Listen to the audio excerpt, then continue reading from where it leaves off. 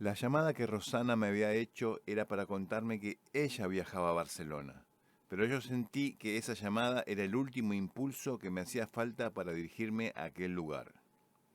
No viajaba sin embargo por ella. Debe descartarse aquí la ausencia de cualquier sospecha romántica. Viajaba por mi propia persona, egoísta y necesitada de marcharse a un nuevo lugar. Comenzó la cuenta regresiva. Como era de esperarse, la noticia le cayó mal a Iván, y en el fondo, cuando la escuchó por primera vez, no se la tomó muy en serio. Pero, al ver que yo me mantenía firme, que ahorraba dinero, que investigaba sobre mi nuevo destino, tuvo que reconocer que mi nueva partida era inminente. Tuvo que resignarse. El último mes antes de mi partida a Barcelona trabajé como camarero en un restaurante. Fue un mes interminable y la vivencia fue a la vez buena y mala. En el restaurante había un encargado marroquí, y marroquíes eran también el cocinero y uno de los camareros. Al principio fue todo bien, hasta muy bien. Me llevaba a las mil maravillas con el encargado, quien me dejó en la barra, a cargo de preparar los tragos y cafés. Yo me preguntaba incluso por qué me trataba tan bien. No me dejaba salir para recoger las mesas, una de las tareas sin duda más difíciles, tediosas, y siempre me decía que me quedara en la barra, a su lado. Poco después quedó develado el misterio. Sus insinuaciones, al principio muy sutiles e indirectas, se fueron haciendo cada vez más evidentes según pasaban los días. Un día me invitó a su casa a cenar, donde el plan era quedarnos luego escuchando música y tomando unos tragos. Yo a esta altura ya sospechaba lo que se proponía conmigo, por lo que traté de no rechazarlo abiertamente. Tampoco quería ofenderlo. Había podido comprobar también que podía ser verdaderamente cruel si se lo proponía, ya que pude ver el trato que le daba a algunos camareros que no le agradaban, o que lo contradecían en lo que quería. Había también trabajado con nosotros un camarero gitano, el cual siempre estaba bromeando mientras atendía a los clientes. Los camareros y el encargado arremetían contra él, siempre con expresiones racistas, y racista era también la reacción del gitano hacia los marroquíes. Yo me sumé a lo que creía una comedia sin sospechar lo mucho de real que tenía el asunto. Aparecieron entonces los temidos roces en el trabajo. El encargado terminó por darse cuenta que yo no tenía ningún interés sexual por él, y la cosa cambió para mí. Comenzó una guerra en donde todos nos insultábamos, todos nos agredíamos y lo peor, todos debíamos pasar incluso 13 horas juntos, día a día sin descanso durante todo aquel mes. Nos poníamos sal o pimienta en la bebida, nos poníamos el pie cuando íbamos con la bandeja, buscábamos siempre dejarnos en ridículo ante los clientes. Al principio me sumé con entusiasmo en una especie de complot contra el gitano, pero luego de un tiempo de ver cómo éste se mostraba afectado por los constantes ataques, decidí mantenerme al margen. Hasta llegué a hablar con el encargado para decirle que ya estaba bien, que lo dejaran en paz. Era demasiado tarde. Se habían vuelto en contra mía también. Los días se volvieron insoportables. Éramos todos contra todos. Una noche fuimos con el gitano a un bar a tomar unas cervezas y me dijo que ya no aguantaba más, que si todo seguía así se marcharía del restaurante el día siguiente. Traté de hablar una vez más con el encargado y le dije que el gitano estaba dispuesto a hacer cualquier cosa. Este se rió y me dijo que cada uno sabía lo que tenía que hacer. Entonces me di cuenta de que no les importaba nada, que estaban dispuestos a seguir hasta el final. Me abrí por completo del asunto y todo fue a peor. Estuve a punto de agarrarme a golpes en medio del restaurante con uno de los camareros por una razón que ya no recuerdo, y me dije, aguantá, falta poco para irte a Barcelona. No sé cómo lo hice, pero aguanté todo aquel mes, que era, como he dicho antes, el mes de agosto. El gitano, por el contrario, no pudo soportar más, y desapareció sin dejar rastro uno de aquellos días. El último día de trabajo mío incluso fuimos todos juntos, con el camarero, el cocinero y el encargado, a tomar algo a un bar por la noche. No entiendo cómo fue posible que participara de un acto de tanta hipocresía. Aquella era una gente verdaderamente extraña, y al parecer, por regla general, vivían y trabajaban manteniendo aquel trato entre sí, por lo cual me alegraba mucho de tenerme que separar de ellos para siempre. Pero así fue. Ahí estaba yo, luego de un mes infernal, sentado a la mesa de un bar con aquella gente escuchando cómo me deseaban buena suerte en mi aventura en Barcelona.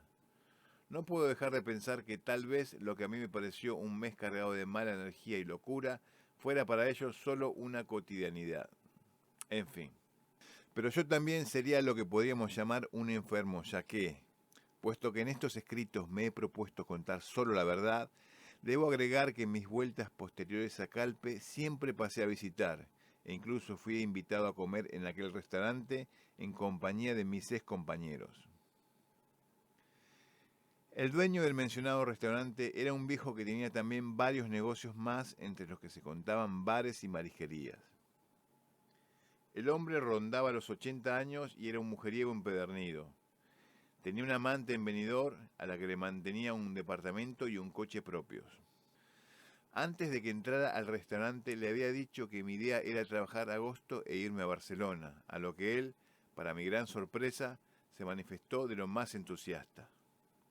Me enteré por su propia boca que él había vivido muchos años allí, incluso tenía un hijo que residía en aquella ciudad. El primer día de septiembre me encontré con él en la puerta del restaurante y le dije con cierta timidez, pues al parecer no se daba cuenta, de que debía pagarme el mes que había trabajado. Él dijo, hostia, es verdad, y extrajo de su bolsillo un fajo enorme de billetes, tan enorme que le costó un gran esfuerzo volver a introducirlos en el bolsillo, tanto que se le escurrieron algunos billetes al suelo. Y me entregó los 1.200 euros que me había prometido como salario. Me dio un fuerte apretón de manos y me deseó buena suerte. De alguna manera entendí que me lo decía de verdad, y también percibí en sus desgastados ojillos un brillo de lo que me pareció cierta nostalgia. Por alguna razón que ya no recuerdo, solo tenía 100 euros más para mi viaje a Barcelona, por lo que disponía de un total de 1.300 euros para mi aventura en Cataluña. Llegó el día. Como siempre, Iván me acompañó a la parada de autobuses y, como siempre, yo sabía que él seguía sin comprender por qué hacía yo lo que hacía. Según él, en Calpe nada nos faltaba, le dije, y ya no recuerdo si esa vez fue la primera o la segunda, que antes que quedarme en Calpe prefería volverme a Argentina. Nos saludamos dándonos un abrazo. Yo de verdad lo quería a él, y sé que él también sentía otro tanto por mí, pero sencillamente me tenía que ir. Hice los 500 y pico de kilómetros hasta Barcelona pensando en 1000 cosas simultáneamente, y por lo mismo, sin atender a ningún asunto en concreto. Trazaba el mismo camino, Calpe-Barcelona, que trazaría infinidad de veces en el futuro, y por suerte no sabía en aquel entonces nada de nada. Tenía 1.300 euros hasta lograr instalarme, conseguir trabajo y cubrir los gastos hasta que cobrase mi primer sueldo, en caso de que encontrara trabajo. A algunos que habían escuchado lo que estaba por hacer, la empresa les parecía posible, a otros les resultaba una locura. Yo no coincidía ni con los primeros ni con los últimos, solo sabía que tenía que irme de Calpe. Llegué a la estación norte de autobuses y me senté en una de las sillas destinadas a los pasajeros. Amanecía. Miraba en todas direcciones sin fijarme en lo que contemplaba. Veía todo nuevo y quería captarlo en profundidad. Deseaba y necesitaba hacerlo. De pronto observé que una chica que se hallaba sentada a pocos metros mío lloraba. Mientras le caían las lágrimas fumaba un cigarrillo tras otro, y yo no entendía siquiera de dónde lo sacaba, ya que sus manos temblaban y apenas conseguía sostener el encendedor. Por momentos lograba serenarse y fumaba con tranquilidad, pero luego le arremetía un acceso de furia que le hacía mascullar cosas que yo no podía oír debido a la distancia, y luego volvía a fumar, enfurecida y consumida por los nervios. Parecía incluso masticar los cigarrillos. Finalmente se levantó de un salto y desapareció de mi vista para siempre. No sé por qué, pero la escena me impresionó. Volví a contemplar a mi alrededor y sentí una fascinación increíble. Luego pensé, estoy completamente solo, nadie me espera y en el fondo, pocos saben que estoy aquí.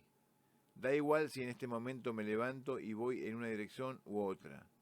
Da igual si me quedo a dormir en la estación o elijo hacerlo en un prostíbulo de mala muerte. Da igual. Nadie me espera ni sabe que estoy aquí o en otro sitio. Si me asesinaran, mi familia tardaría mucho en enterarse de lo ocurrido, incluso meses. Sostenía entre mis piernas el estuche con la guitarra y con una mano apretaba la valija, a mis pies, sujetando con la otra sobre el banco a una vieja mochila. No sé cuánto tiempo estuve allí, pero jamás en mi vida olvidaré aquel hermoso sentimiento de soledad que me cubrió en mis primeras horas en Barcelona, en aquella silla destinada a los pasajeros. Pero había que moverse. En parte demoraba la acción por ser muy temprano en la mañana, y a partir de las 9 tendría recién habilitado el pasar por el edificio en donde Rosana trabajaba. Aún no lo sabía, pero toda la ayuda que ella iba a brindarme en aquella ciudad sería guardarme mi valija por algunas horas mientras encontraba un lugar donde instalarme. Y ni siquiera eso. El que finalmente me guardó las cosas fue el conserje del edificio, ya que ella consideró que la señora dueña de la casa podría considerar inadecuado encontrar mis cosas allí. A mí la cosa no me importó. Demasiado absorto estaba en la contemplación de aquel nuevo lugar al que había llegado. Una vez que pude caminar sin tener que arrastrar la valija, me dispuse a buscar un locutorio, ya que pensé que en internet podría encontrar una lista de los hostales de Barcelona. Al entrar al locutorio, me fijé que en una pared del lugar se hallaban una multitud de anuncios clavados en una pizarra. Me acerqué más y leí entre los muchos papelitos una singular cantidad de alquileres de habitación. Me anoté unos cuantos números y me metí en una cabina para llamar. Con la segunda llamada conseguí una entrevista para una pequeña habitación que, por suerte, era barata y quedaba muy cerca de donde me encontraba. En el departamento me recibió un peruano, y peruanos eran todos los que además vivían en el lugar.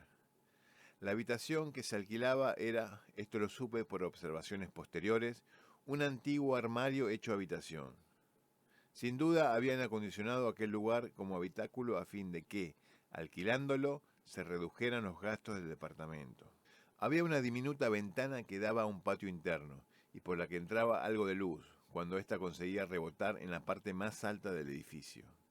La cama era de una plaza, y no muy lejos de donde terminaba ésta se erguía un pequeño armario para guardar las cosas. La pintura de las paredes internas eran de un tono amarillento y estaban en parte descascaradas. Pedían por la habitación 170 euros más un mes de fianza. Tras darle una rápida mirada a la habitación, le dije al peruano que era justo lo que estaba buscando. Él me dijo que en la casa vivían además una pareja, 2 hermanos y otro muchacho en una habitación tan solo un poco más grande que la mía. Tendría un lugarcito pequeño en la heladera y otro también pequeño para guardar lo que quisiera en la alacena. Habría un orden para distribuirse las tareas de limpieza, el cual impartía Rosa, la mujer que junto a su pareja dormía en la habitación contigua a la mía. Cerramos trato ese mismo día y él me dijo que si quería la fianza se la podía pagar en 2 veces. Le dije que me parecía perfecto. No sabía cuánto tardaría en conseguir trabajo y el dinero había que estirarlo al máximo posible.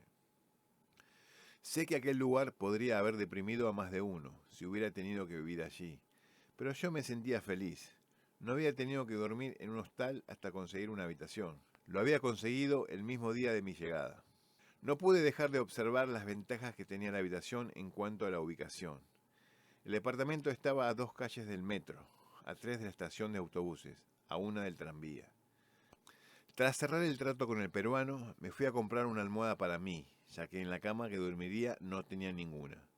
Las sábanas las compré la semana siguiente, cuando tras los primeros días comprobé que las que tenía estaban llenas de agujeros. Entre otras cosas, el peruano me dijo que el anterior inquilino de mi habitación había sido un argentino como yo, y me dijo además que habían existido algunos problemas con respecto a su conducta en la casa. Al parecer siempre llegaba bebido y siempre que podía acompañado de una mujer diferente. El problema consistía esencialmente en que llegaba tarde y haciendo mucho ruido, y en esta casa, resaltó, somos todos trabajadores. Yo sabía que aquello era una advertencia, por lo que le dije que no tenía por qué preocuparse, que yo era un trabajador como ellos.